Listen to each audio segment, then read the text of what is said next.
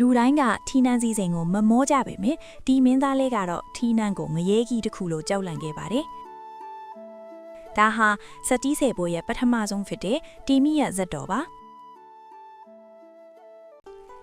ဘာရာနဒီဘီမှာကာတီရာဇာမင်းကြီးရဲ့အတူးတဲ့သောသားတော်တီမီရဲ့မင်းသားလေးဖွားမြင်လာတော့တပြည်လုံးပျော်ကြတာပေါ့။ဒါပေမဲ့မင်းသားလေးအသက်ဆလတာအရွယ်မှာခမည်းတော်တွေပေါင်ပေါ်ထိုင်နေရင်ထူးဆန်းတဲ့မြင်ကွင်းတစ်ခုကိုမြင်လိုက်ရပါတယ်။အဲ့ဒါကတော့သူ့ဖခင်မင်းကြီးကခိုးသားတွေကိုတတ်စေညှင်းဆဲစေဆိုပြီးအမိန်ပေးနေတာပါပဲ။အဲ့ဒီမြင်ကွင်းကိုမြင်တော့မင်းသားလေးဟာထိတ်လန့်သွားပါတယ်။ဘာလို့လဲဆိုတော့သူဟာအကိတ်ဘဝတစ်ခုတုန်းကဘာရာနတိမင်းထိခဲ့ဘူးပြီးအဲ့ဒီလိုပဲစီရင်ချက်တွေပေးခဲ့မိလို့ငရဲမှာနှစ်ပေါင်းများစွာခံခဲ့ရဘူးလို့ပါငါသာနောက်တစ်ချိန်မြင်းဖြစ်ရင်ထက်ပြီးငရဲသွားရအောင်ပါပဲဆိုတဲ့အတွေးနဲ့မင်းသားလေးဟာတုံးလုသွားပါတယ်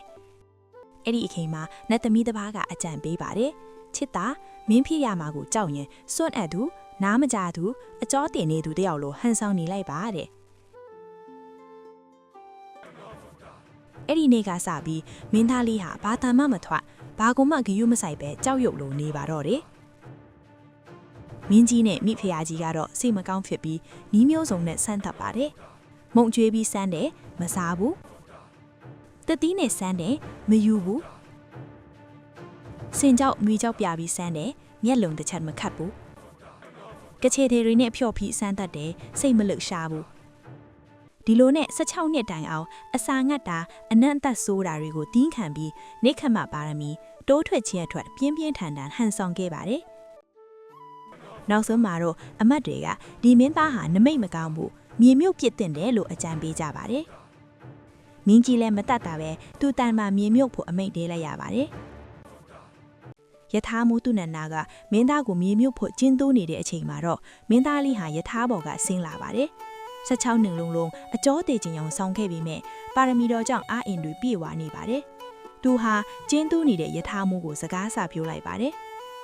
အချင်းယထာမူငါဟာစွန့်အဲသူမဟုတ်ဘူးငါဟာတရားရှာမဲ့သူဖြစ်တယ်ယထာမှုကအံ့ဩသွားပြီးနန်းတော်ကိုပြန်ခေါ်ဖို့ကြိုးစားပေမဲ့မင်းသားကတော့တောထွက်ပြီးရဟန်းပြူပါတော့တယ်